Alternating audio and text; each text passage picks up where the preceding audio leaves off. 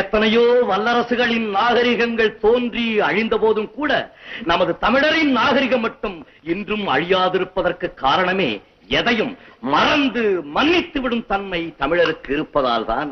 அது சரி, சக்கரவர்த்திகள் என்னை சோதித்த காரணம்?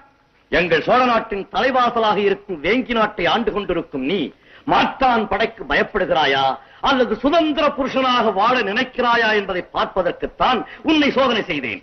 சக்கரவர்த்திகளே, சுற்றி நின்ற பகைகள் நீங்கிய சுபநாள் என்று இந்த நன்னாளில் உங்கள் வரலாற்றிற்கு ராஜராஜேஸ்வரம் என்ற தலைப்பு கொடுத்து நாடகமாக நான் எழுத தொடங்கலாம் அல்லவா? தாராளமாக.